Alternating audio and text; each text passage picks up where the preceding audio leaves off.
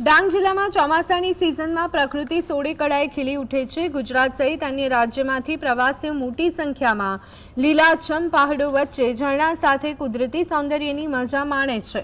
ડાંગ જિલ્લામાં આવતા પ્રવાસીઓ હવે સફરને યાદગાર બનાવવા માટે નેરો ગેજ ટ્રેનની સફરનો આનંદ માણતા જોવા મળ્યા છે।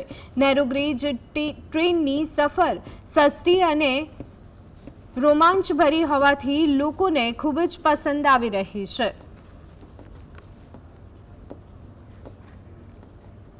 મારું નામ મીનાક્ષી સુરતી છે। આ અમારું સ્કૂલ ગ્રુપ છે। અમે 12 બેનપણીઓ સાથે આવી છે।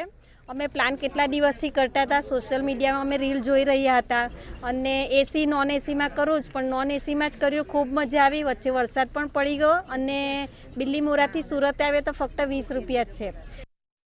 મારું નામ સુરેશ કુમાર છે।